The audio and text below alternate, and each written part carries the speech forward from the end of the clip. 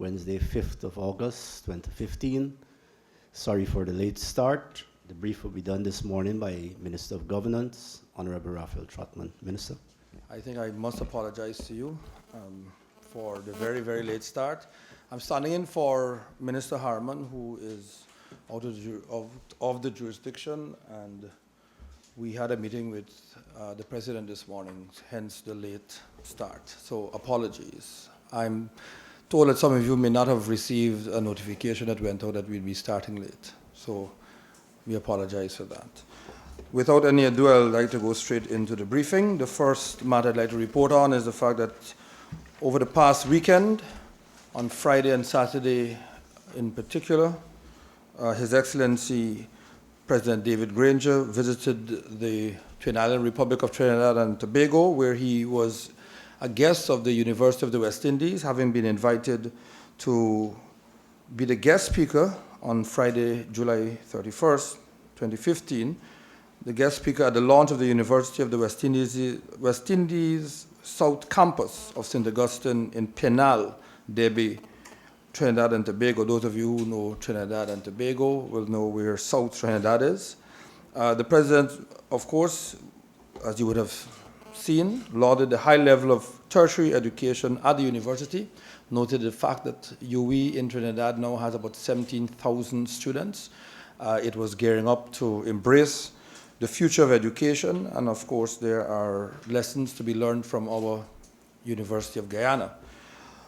Whilst in Trinidad and Tobago, His Excellency held meetings with Her Excellency Mrs. Kamala Persad-Bissessar, Prime Minister of Trinidad and Tobago, and a team of ministers, at which time discussions were entered into on possible areas of collaboration between our two countries, particularly in the areas of energy, including, of course, oil and gas development, the supply of fuel by Trinidad and Tobago to Guyana, and, of course, the exploration of alternative energy initiatives, solar, wind, etc. We also wish to report that the team looked at the possibilities of education collaboration. As I said, His Excellency was quite impressed with the developments and the strides that UE was taking, and in particular the St. Augustine arm of UE. And so we are looking to see what collaborative efforts we can have in that regard. The areas of engineering and infrastructure development, roads, bridges, culverts, aerodromes that have to be constructed. Agriculture, Guyana remains a place where we believe that West Indians and our Caribbean brothers and sisters may come and farm and feed ourselves and themselves. And lastly, and not by any means least of importance, but in the area of business, how can we have our business men and women collaborating and doing more commerce and trade with each other. There were no definite decisions taken at that meeting, except, of course, to explore further the establishment of a joint commission, and His Excellency informed Cabinet yesterday that this joint commission, which is soon to be established, will explore these and other issues. I turn next to a matter of contract being awarded.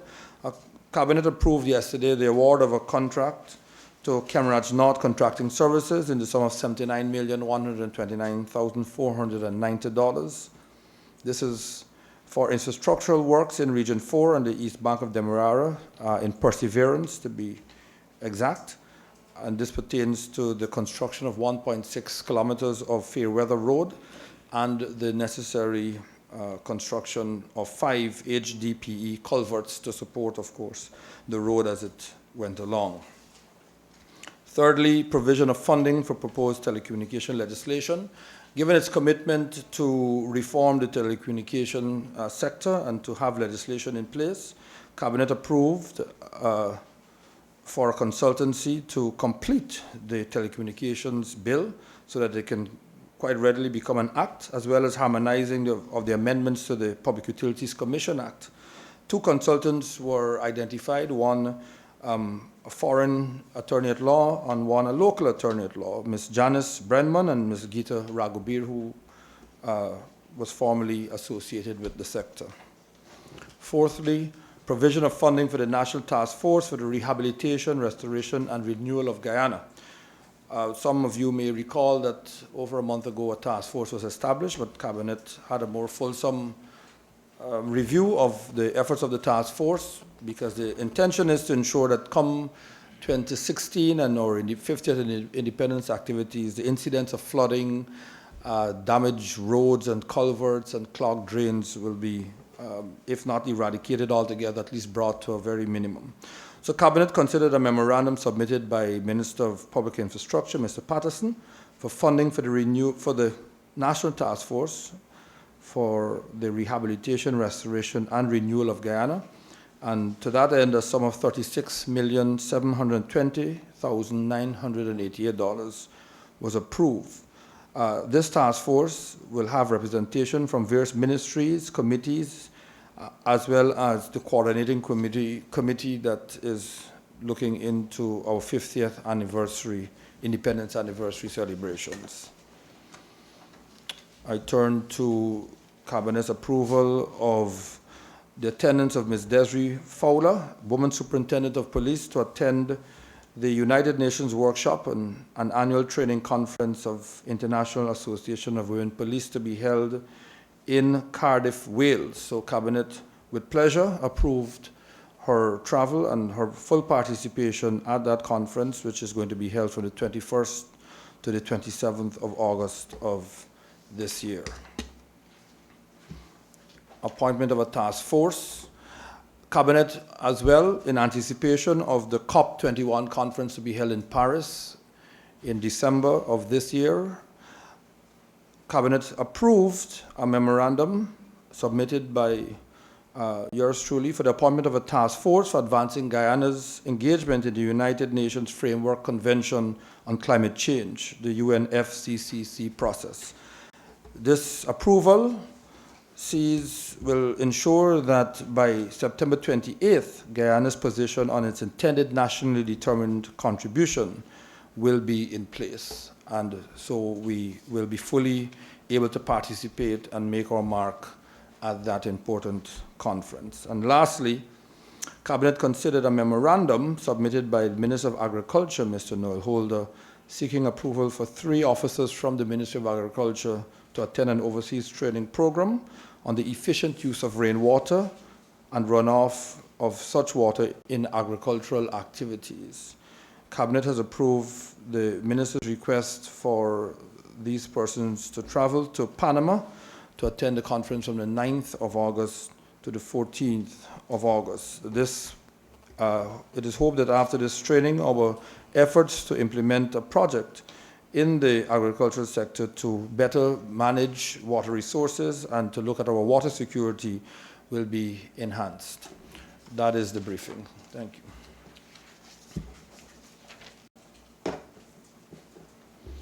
You're also angry that you can't ask a question, or hungry or tired? Minister, could you explain why the 2 consultants? I don't see anything. Could you explain what the 2 consultants would be looking at on the telecoms bill? And are they working with a time limit, given that there were promises to at least pass this legislation by your government? Well, yes, they will actually be looking at proposed amendments. Amendments had been proposed by the then majority yet opposition in the 10th Parliament, and I believe, as you know, technology changes by the hour, and so we'd like to ensure that by some date in September we can have that draft legislation for the approval of Cabinet and for it to be tabled in Parliament, in the National Assembly for passage. So specifically, they are updating the Act, looking at the amendments that have been proposed, that have come both from stakeholders in the sector as well as from opposition and now government. And I dare say that the opposition may have some amendments that they wish to propose as well. Just a quick follow-up. Would you be reopening talks with any of the companies that were named in the previous bill? Well, I know the talks are ongoing and have been ongoing for some time with the Guyana Telephone and Telegraph Company. Government hopes to continue those talks and bring them to a conclusion. Yes. Sorry, did you give the amount for the pre-consultancy? How much it's going to cost? Well, it's a small consultancy. It's costing $15,000.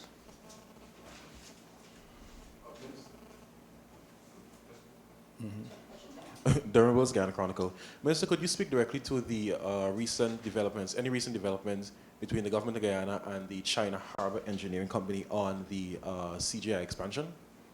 Yes, actually, I can say that a team from the company visited Guyana quite recently, held meetings with a team from the Ministry of Public Infrastructure, and it is my understanding that an amicable resolution has been found to some thorny issues. I would expect that in a very short period, the minister himself will give an update. Any fixed figure on how much the expansion works will cost? Because there was uncertainty previously. The minister will give that update, but as I said, there were some thorny issues, and these have been now resolved. And final question, in relation to the president's trip to University of the West Indies, while President Granger lauded the University of the West Indies as being a sort of pinnacle for tertiary education, being a product himself, will this government consider paying any sort of economic costs or becoming a contributing country once again to the University of the West Indies? Mm-hmm. That matter has come up for active discussion by Cabinet, and the Minister of Legal Affairs and Attorney General is to, in fact, discuss the matter with the Minister of Finance to see if, and if so, by what extent and how soon Guyana may wish to resume paying the economic costs. But it is under discussion. At the level of the Joint Commission as well? No, that was not a matter that was raised. Because you see, the Hugh Wooding Law School is managed by the Council of Legal Education, which is more of a Caribbean body. It is housed in or based in Trinidad and Tobago, but Trinidad and Tobago is not the country with whom you have to speak to on that matter. I think it was down, it was a separate, not separate from UE itself. HWLS separate from UE itself. Guyana is not a contributing country to UE. Exactly. As I said, I think that one of the things we'd like to see is certainly closer a working relationship between the University of Guyana and the University of the West Indies. Some have argued, and perhaps with good reason, that we should be more integrated into the UE system. Some have said, no, we are independent, we should remain independent. But these are matters that, yes, will be discussed, no doubt. Could you elaborate on the status of the procurement guidelines, given the fact that the payment to new GPC was halted and the contract is currently under revision? Mm-hmm. Well, those are under, again, the active management of the Ministry of Finance. As you know, there is no procurement commission. It requires a two-thirds support of the Parliament. The government is ready to name its representatives and will push once the government sees that we have a Public Accounts Committee, which is traditionally chaired by an opposition member. Once that committee is in place, we will proceed to make that the first order of business. Okay. However, we currently don't have a drug supplier because the contract is being looked at. And if it does go back to retendering, new GPC will be the only qualifier. Well, first I'd like to say that while we may not currently have a drug supplier, our supply of drugs is not in any state of emergency, or to say that we don't have a supply. We do have a supply of drugs, and we are looking at every possibility and every alternative. As I said at a previous brief, I don't think that the intention of government is to get rid of or to eradicate, if I can put it that way, new GPC. We'd like to make the playing field a little more open and level so that others may also enter the market. Interestingly enough, Minister of Public Health reported yesterday that he's since received a bill for some, I think, $50 million for the supply of drugs by a Caribbean company. So there does seem to be, and this is under the previous administration, so there does seem to be some activity regarding other suppliers that may not be making the news as often. Mm-hmm. But currently, new GPC supplies roughly 80%. That of is the drugs. that is so. And if their contract is under revision, it might not be an immediate issue, but it's going to be an issue within the next couple weeks. Naturally. But as I said, the state of affairs is not under threat. and the reviews will be concluded very shortly. Okay, I just had one more, sorry. In relation to the state boards that were already announced, could you elaborate on what the procedure to determine the compilation of those boards was? Well, ministers are or were invited to submit names. Many boards, contrary to what is out there, many boards by statute must have representatives from certain agencies. And invariably, we find, for example, if it's an agricultural board, that a representative from, for example, the Rice Marketing or Development Board or so forth. So I know there's a criticism about a lack of, well, or put another way, there's not sufficient gender or ethnic balance. As I said, we use the old guidelines and we apply them, but certainly Cabinet has decided that we are going to have to and will be coming up very, very shortly with new guidelines, because we realize that the old guidelines could put us into political jeopardy. Did it affect the appointments already made? Yeah, appointments have been made, but I believe that some of them may come under review and be adjusted accordingly. But some of the persons on the boards were, I don't even know how to say this without mentioning names. Some of the people on the boards were notified that they were on the boards like a couple days before that disclosure was made. I want to know how that process went about. It seemed as though a couple of you just sat in a room and just picked some people that you knew, basically. I know it may appear that way, but it certainly was not. Some people indeed may claim, yes, that they were spoken to a few days before. Most of the people, in fact, all of the people who were chosen have expressed an interest in the past, have said that they were available. And so, in our rush, for example, to appoint boards, notice may have been short, but no one whose name was proposed has been a person who has not indicated in the past that he or she has had a desire to serve on a board or elsewhere. And so with their approval, we would have placed names on boards. Yes, please.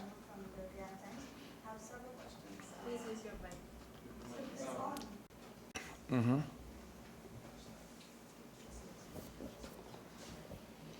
Okay, yeah. So the first question, how soon will government move to implement some of the concessions recommended by the Guyana Gold and Diamond Mining Association as it relates to the falling gold prices?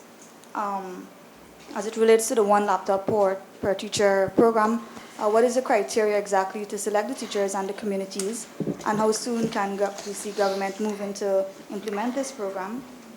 As it relates to the concerns by the private sector, as it relates to the concerns by the private sector commission with regards to the withdrawal of the $60 billion from the commercial banks, what would be government's response to the private sector commission?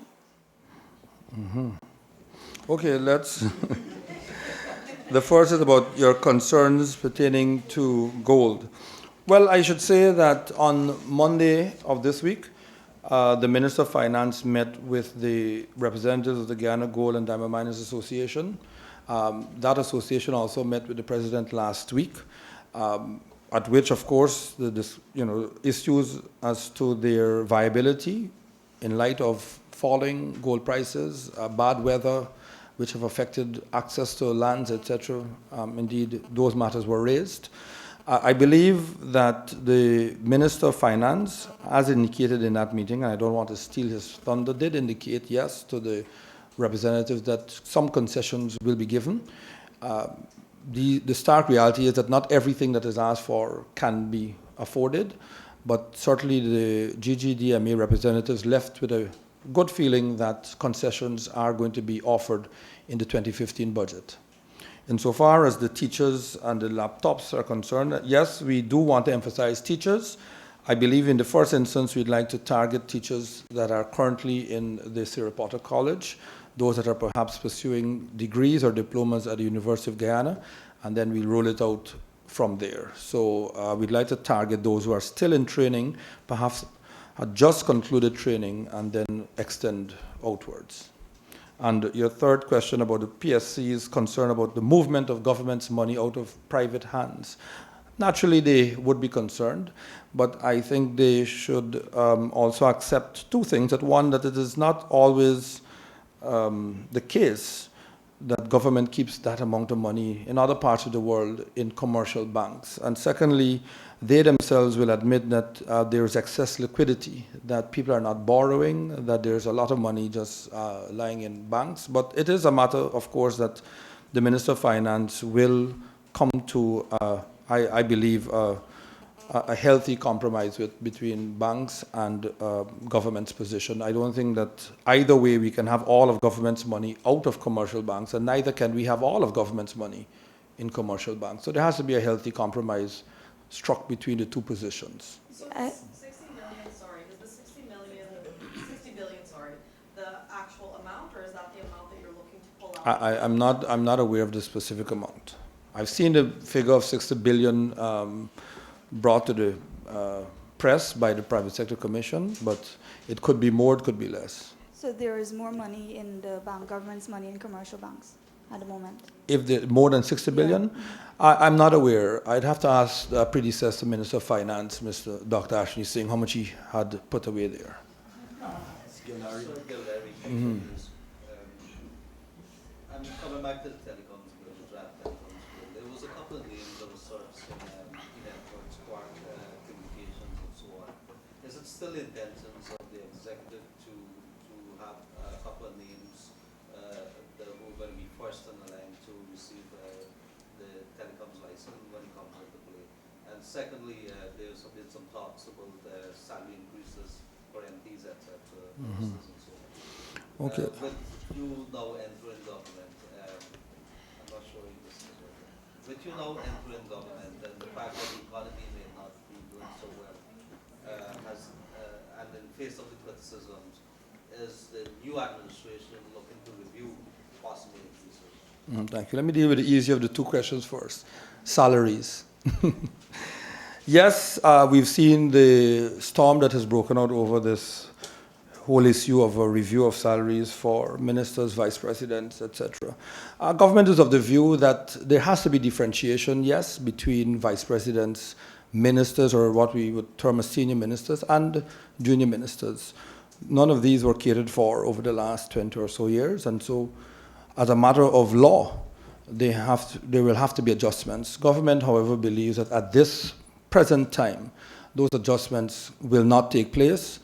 We have, that is Cabinet, as of yesterday, in fact, received two proposals done by independent minds as to how these adjustments can occur. We've noted with some amusement much brouhaha that has broken out in the press, quoting figures that we have not ourselves seen. But undoubtedly, in principle, we accept that in this new architecture that has a president, a prime minister, vice presidents, senior or cabinet ministers, and the junior ministers, there has to be a differentiation, both in terms of responsibility and scale of, in the scale of earnings. But at this point in time, government will not be and is not implementing salary increases. This year? Pardon? This year, next year? Well, as I said, there has to be a differentiation. There is Professor Harold Lutchman is in fact reviewing the public service salaries and so forth, and we expect that his review will also capture this differentiation that we intend to have put in place. As to when he finishes, hopefully he will finish his work in a few months, sorry. As I said, I'm unable to say because Dr. Lutchman is working on those as part of the public service review.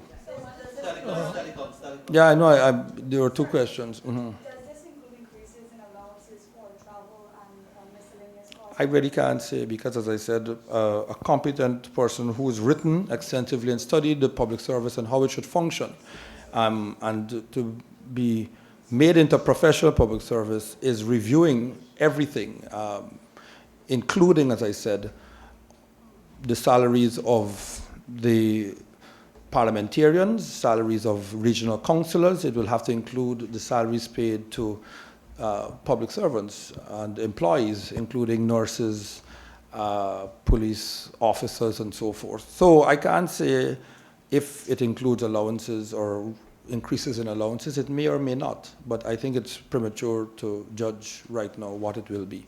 In terms... Mhm. Just on that same issue, just for clarity, are some of the figures out there is not the accurate figures, or it's not even Well, figures that exist? as I said, I saw some figures in one daily that I have not seen elsewhere, except in that newspaper.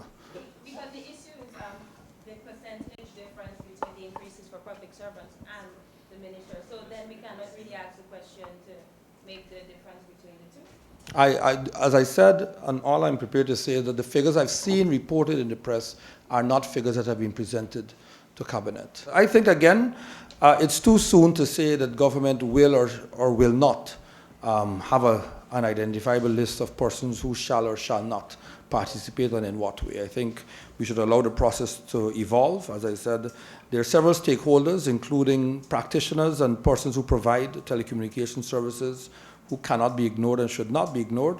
There is now an opposition that will want to have a say in the matter as well. And of course, we government will present our position. So we will not start off by identifying a list of entities that shall or shall not participate and to what extent or degree. Mr. Mosley, and then Teresa. Gordon Mosley, News Source. Mr. Trotman, sir, could you confirm that the National Communications Network, state-owned TV, requested a bailout, a cash bailout from the Cabinet? And could you say whether the Cabinet has moved ahead with that bailout? And could you also indicate the reasons that they would have presented for that cash bailout? Mm-hmm. Well, I wouldn't know that we would call it a bailout. I think Gaisuko is the word is more synonymous with Gaisuko.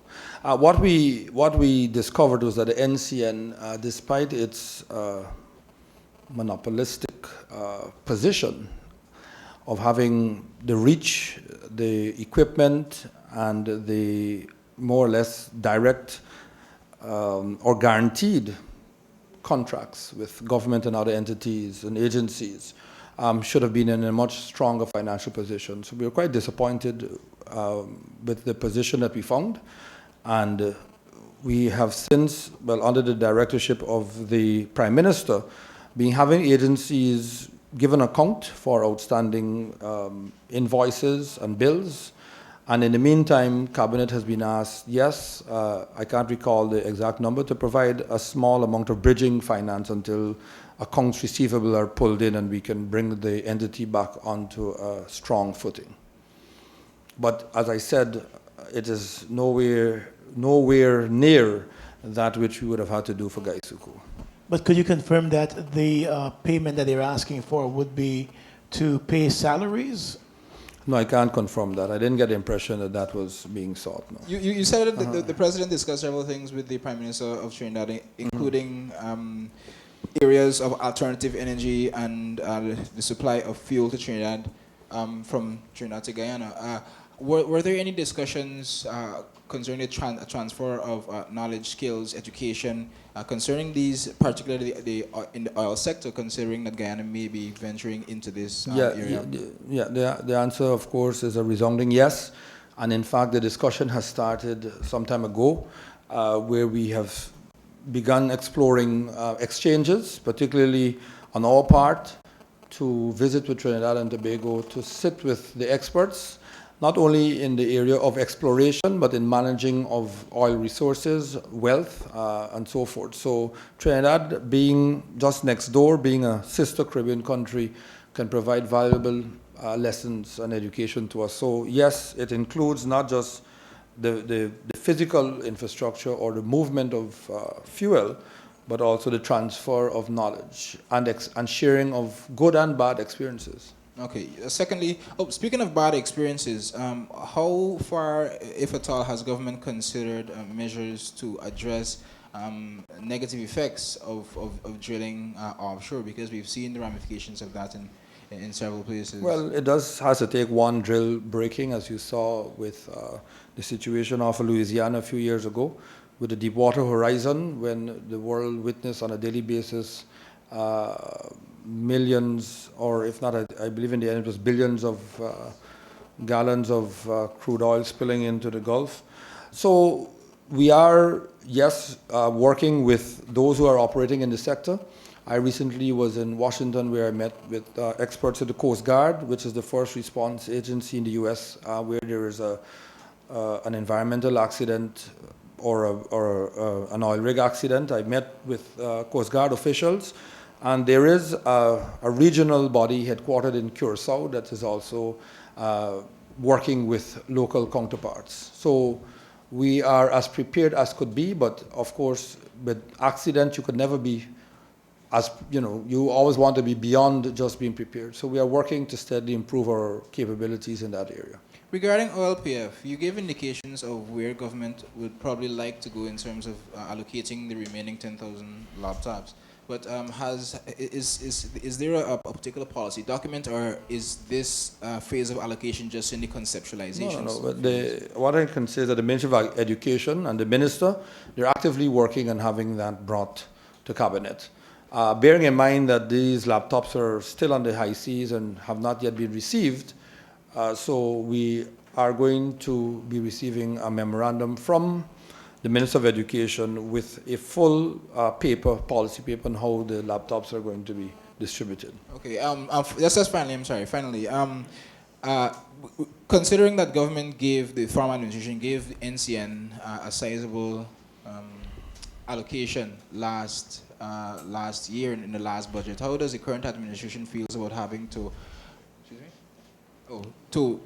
give a quote-unquote bailout and probably allocating additional funds in this budget? Could you confirm if there will be an allocation in this budget?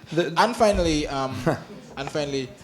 the contract between ExxonMobil and Guyana, could you say how favorable this contract with Guyana and the oil company would be? Thank you.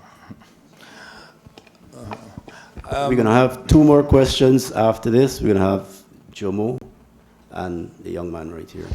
Let me say that government now and has always, when it was in opposition, believed that there is value in having the NCN or a state-run media operation that did both television, radio, not both, but in fact did television, radio, and newsprint. What the objection was to the content and the editorial slant of NCN. So it is not that we were against the existence of NCN. We were against what was seen as a complete shutout of opposition views and opinions, and the assault on the Guyanese people by the editorial content. In fact, some of it was considered even insulting to our intelligence and to our values.